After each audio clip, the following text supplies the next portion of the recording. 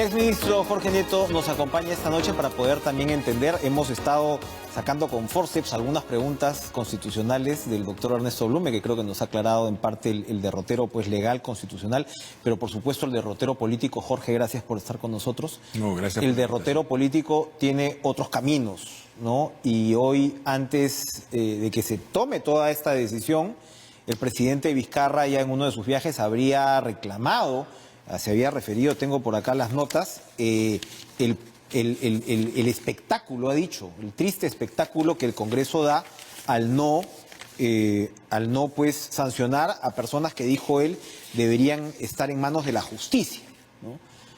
Nos podemos imaginar qué es lo que va a señalar ahora, pues luego de toda la absolución prácticamente que la Comisión Permanente le ha dado a Chávarri, de repente apretados en algunas de las votaciones, pero finalmente absolución. Esto no va a ir al Pleno. Y uno se pregunta, esto ocurre en el momento en el que Rosa Bartra, que está en la Comisión Permanente y que es presidenta de la Comisión de Constitución, le insiste a Salvador del Solar que vaya a discutir la reforma política, que ya sabemos también por dónde estaba yendo con el tema de la inmunidad. ¿Se configura un escenario en extremo delicado o es posible poner paños fríos? ¿Es conveniente poner paños fríos o ya hay que pisar el acelerador? Bueno, siempre es conveniente poner paños fríos, pero hay que entender qué es lo que está pasando. Yo quisiera colocarme en la mirada de la persona común y corriente del país, que ha visto una violación de una sala lacrada, de la cual se han retirado documentos, no algunos, cajas de documentos, que no sabemos qué tipo de documentos contenían, en una violación flagrante de una orden fiscal hecha de acuerdo a ley. Es discutible si puede un fiscal inferior abrirle procedimiento a la oficina del fiscal superior. No conozco el detalle jurídico. Pero el deslacrado está ahí. Pero el deslacrado está ahí y es un pésimo ejemplo para todos nosotros.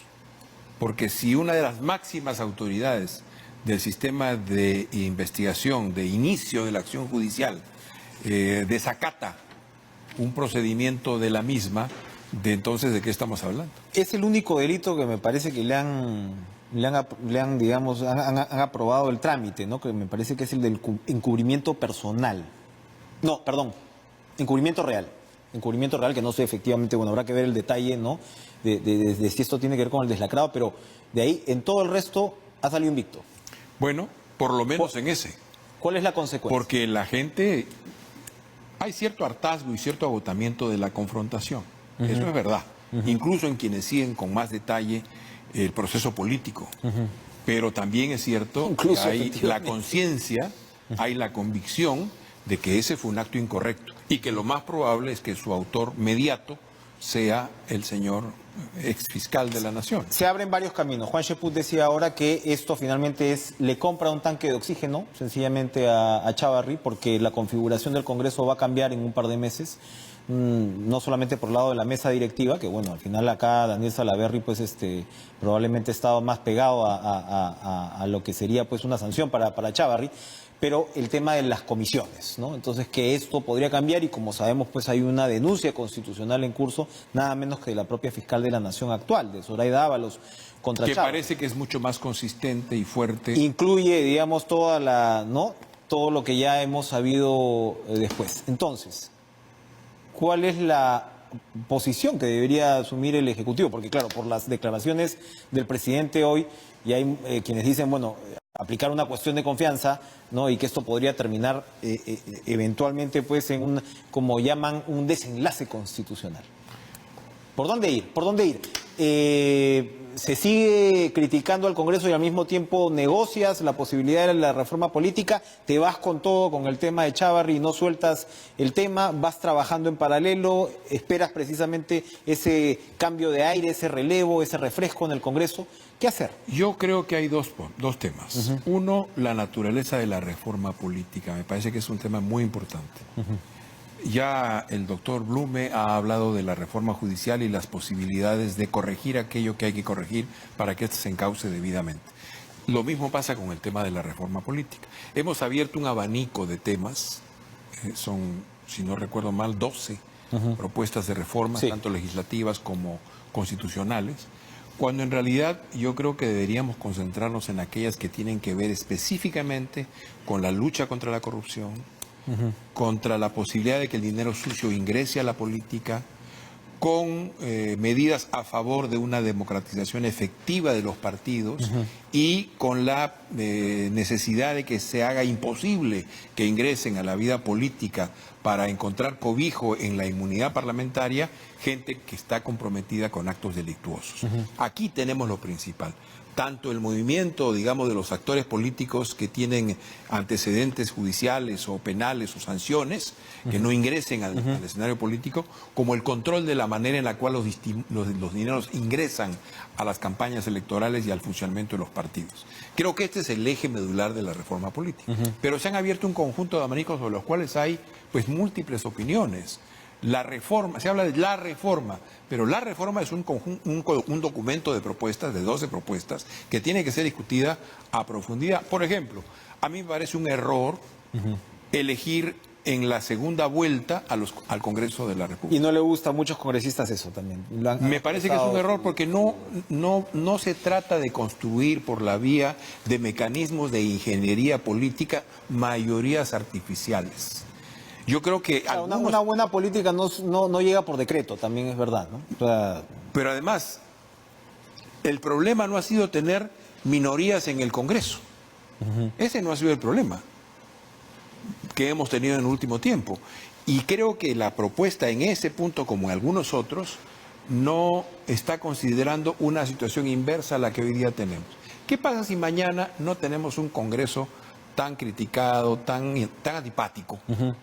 Sino un Congreso y muchas veces tan abusivo, sino un Congreso que tenga, digamos, una política mucho más contemporánea, moderna, y que vaya en el sentido en que la sociedad peruana quiere, y un Ejecutivo que más bien está colocada en la posición en la cual está la mayoría del Congreso hoy día. Vamos a darle todo el poder al Ejecutivo, vamos a retirarle capacidades al Congreso, porque la situación actual se configura de tal manera que nos demanda eso. Es una reforma por ese lado muy diseñada para los tiempos que vivimos. Tiempos complicados en algunos esos apartes. Yo creo que sí, y he leído con detalle el documento, son 404 páginas, y hay puntos en los cuales me parece que las propuestas no son correctas. Pero ¿cuál es el punto? Concentrémonos en aquello que es importante. Pero sí hay muy buenos puntos a favor del financiamiento. El tema de la democratización de los partidos también. A mí esa idea de las primarias me parece audaz, pero es bastante interesante también sobre lo que se podría llegar a hacer. Por eso digo, Enrique, que nos concentremos en el tema de impedir la corrupción de la política, regular el juego de los dineros, ver la manera en la que estos ingresan a las campañas, democraticemos los partidos, generemos las condiciones para una elevación sustantiva de la calidad de la política y del personal político. Salvador del Solar debería ir a discutir esta reforma con todas estas atingencias, incluso después de la decisión tomada sobre Chávarri.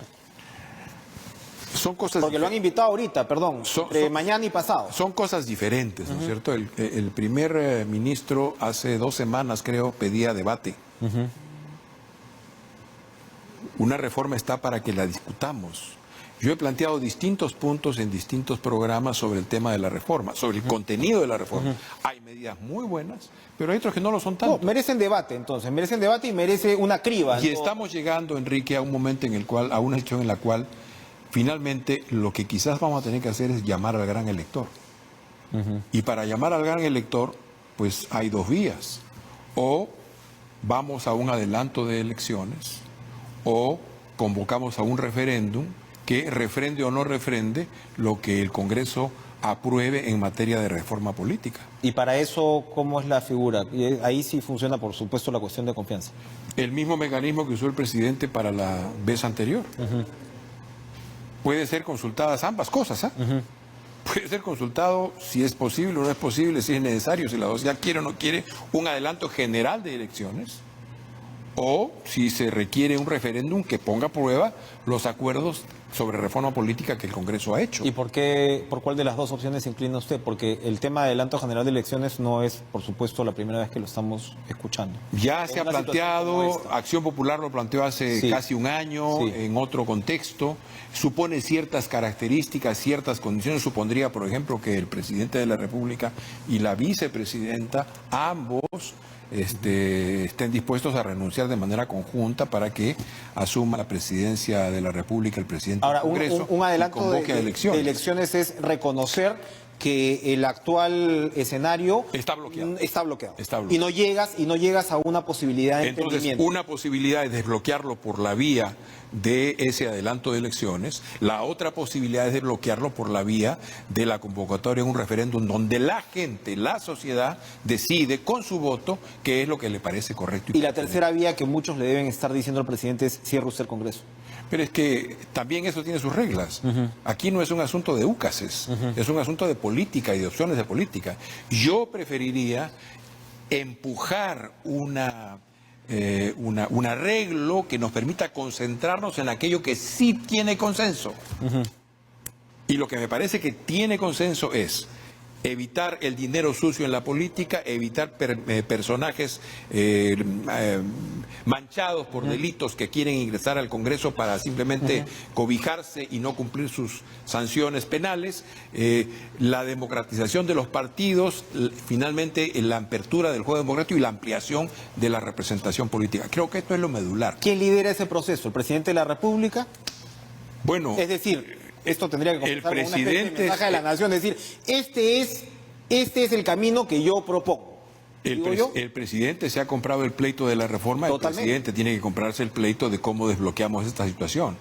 Si no, lo que puede ocurrir es que un conjunto de ciudadanos decidan finalmente recolectar las firmas que se requieren para exigir un referéndum sobre el tema de la reforma. Pero ahí hay un tema, ¿no? Porque claro, quienes se oponen a la reforma, quienes no quieren darle curso a esta reforma que finalmente es necesaria, sobre todo los aspectos medulares que usted menciona, ¿no? O sea, efectivamente hay puntos discutibles y demás, pero hay aspectos medulares que pueden ayudar a tener una mejor política. Al mismo tiempo, también persiste esta suerte de agotamiento al cual usted se refería al principio de esta conversación. Hay un agotamiento que si lo sentimos los que trabajamos un poquito en el tema, uno dice también, la ciudadanía lo puede incluso sentir más, ¿no? O sea, con todo el trance, además que has tenido desde el suicidio de Alan García, la cárcel, estas subidas y bajadas, a veces uno dice, bueno, ¿a qué vas a llegar? Entonces, claro, ponernos en modo referéndum también puede ser un desafío político, ¿no? Claro, pero motivar a la ciudadanía. Pero si el bloqueo político continúa, pues no hay más remedio que convocar al gran elector. Y el gran elector no es el Congreso. El gran elector es el cuerpo de electores del que fue el momento crucial, ¿no?, que se tuvo a finales del año pasado, precisamente desde el 28 de julio hasta, ¿no?, la realización del referéndum. Y lo que es importante, Enrique, si tal cosa ocurriera, es llegar a ese momento con buenas propuestas. Por ejemplo, yo estoy en contra de la no reelección. Yo estoy a favor de la bicameralidad. Me parecen que son medidas adecuadas para el desarrollo político del país. Pero la mayoría votó contra la reelección y contra la bicameralidad. Más allá de que hubo bicameralidad con trampitas y trampitas, el hecho es que votó. ¿Qué pasa si el Congreso aprueba la bicameralidad? Una medida con la que yo estoy de acuerdo, pero la bicameralidad se convierte en una manera de evadir la no reelección. O sea, ¿y qué pasa si tenemos una buena bicameralidad? No, es decir, porque a mí me dicen por ahí que la bicameralidad puede ser una carta de negociación. De hecho, no, me dicen que es prácticamente una carta de negociación en un momento como este. Pero incluso en ese caso, entre el Congreso incluso en ese caso, yo soy de la idea de que no podemos fundar instituciones democráticas burlando las. No puedes traicionar el mandato popular. Entonces, podemos acordar que haya bicameralidad. Muy bien, pero que el siguiente paso no es una nueva legislatura. El siguiente paso es un referéndum convocando a la gente para que corrija su votación anterior, porque convencemos con razones nuevas a que la gente lo haga. Lo que no me parece correcto es que hagamos como que el referéndum anterior no hubiera existido, porque pues hay cosas que se acordaron que son incorrectas técnicamente. No, eso no. Yo he puesto el ejemplo inglés. La primera ministra ha caído por eso. Porque no ha podido procesar la salida del Brexit. Porque no ha podido procesarla, porque lo que quería era procesarla de un modo distante de la decisión errónea que tomaron los ingleses. Pero democracia es democracia y hay que respetar las decisiones y hay que respetar las decisiones de la gente. Porque si nosotros refundamos o fundamos instituciones democráticas burlando la opinión de la gente, estamos repitiendo de cara al bicentenario el mal de la República. Unas instituciones divorciadas de la voluntad popular. La última. Le he preguntado sobre los caminos que se podrían tomar. Usted plantea unas opciones sumamente provocativas, interesantes. Usted conoce a Vizcarra y usted conoce a El Solar. ¿Cree que van a tomar una decisión audaz? ¿Cree que van a tomar el toro por las astas? Porque, claro, estamos entrando en una situación en la cual la inercia y la pasividad puede ser el peor camino, de repente. No sé qué van a hacer, pero lo que sí creo es que o se abre un espacio de desbloqueo político con base en la acción política, en la capacidad de conducción política, de operación política, en la acción política de Estado, o agotamos esa posibilidad y llegamos al momento en el cual el gran elector, que es la sociedad peruana, tiene que ser convocada y tiene que resolver este impasse. Por lo que me dice, me parece que el desbloqueo no está en la negociación política tal como la estamos entendiendo ahora. Es decir, que el propio Premier de repente no podría desbloquear esto en negociación, por ejemplo, con el fujimorismo. ¿Y ya se superó esa etapa? Yo creo que si concentran el tema, la reforma política, en aquellos aspectos que tienen que ver con corrupción, con viabilidad de la política más decente, con líderes que no buscan el Congreso como cobijo para sus trapacerías, con la posibilidad de que haya una mejor representación de la sociedad peruana en el Congreso, si se acota, es más factible transitar sin apelar al gran elector. Pero me parece que si no se acota y se abre un abanico tan grande, estamos llegando a un punto en el cual solamente la votación de la mayoría puede resolver el bloqueo político. Calendario de la solución de este desbloqueo, ¿hasta dónde debería ir esta negociación política previa antes de una apelación? Bueno, yo creo que en el caso de la ley electoral y de las formas de elección de los candidatos de los partidos, que es un tema discutible, que tiene que resolverse, tiene que ceñirse al calendario electoral. Hoy día quien quiera que quiera ser candidato no sabe cuáles son las leyes que van a reelegir, que van a regir el proceso electoral que viene. Eso tiene un límite. Llegado ese límite se acabó toda discusión, porque ya no tiene sentido. Y entonces esto va a ser materia de ¿qué? De que los grandes temas de la reforma política pasen al proceso electoral siguiente, que es el de 2021. Y ahí se colocarán, y Congreso con una mayor legitimidad que el actual, que tiene 10% de aprobación, y un gobierno con una legitimidad surgida, renovada en las urnas, que tendrá mayor legitimidad que este gobierno que está en alrededor de 38% y bajando, resuelvan lo que la sociedad peruana quiere para mejorar la calidad de la democracia y de la vida cotidiana de la gente. Sobre todo cuando Martín Vizcarra ha asegurado una y otra vez que él no va a buscar ninguna rendija de reelección. Es ese capital político el que tú tienes que aprovechar. Yo creo que eso no es viable, nunca lo fue, la Constitución no lo manda, no lo permite, de modo que no es una concesión, es la ley. Pero usted sabe que siempre pues en los regímenes, alrededor de los regímenes hay lo que en el Perú llamamos pues hay ayeros, ¿no? Que siempre están ¿no? soplando. El político, si es hombre de Estado, siempre tiene que desoír el canto de las sirenas interesadas. Jorge Nieto pues habla como candidato en un país donde no tenemos candidatos opinando. ¿Usted se va a dedicar a la política? Sí, claro, usted es un político. Yo regresé al país para dedicarme a la política, solo para eso. Y estoy en constantes reuniones, conferencias, discusiones, sobre todo con la juventud, con la gente más joven, y tratando de ver los procesos que están ocurriendo en el mundo, no solamente en el país. Mientras nosotros estamos enfrancados en esto, dos potencias, China y Estados Unidos, se disputan el liderazgo del futuro del mundo. Y nosotros estamos en esto. Y son nuestros dos principales socios comerciales. Sí. Y nosotros estamos mirándonos el ombligo. Pero mientras eso ocurre, también está pasando que estamos transitando a una manera nueva de funcionamiento de la economía. La empleabilidad, los empleos como hoy día lo conocemos, muchos van a fenecer en los próximos 30 o 40 años y van a surgir otras capacidades y otras necesidades. Avanzar avanzamos en la dirección de una idea de lo que creemos que es moderno, por ejemplo en el sistema educativo, por ejemplo en el sistema de salud, pero vamos un poco lentos y vamos tan lentos que cuando dentro de 30 años lleguemos a la imagen objetivo que nos hemos planteado, el mundo habrá cambiado tanto que lo nuestro será cosa del pasado. Y nosotros estamos hablando de pechar y de blindaje. Estos son los temas que nuestra élite política debería estar colocando en el debate público. Así es. Así es. Además de la reforma política. Me ha dejado un poco sin palabras. Jorge Nieto, gracias por estar con nosotros. A ustedes gracias por la Vamos a invitación. una pausa. Enrique. Regresamos con Richard Arce, que acaba de estar en la Comisión Permanente. No se vayan.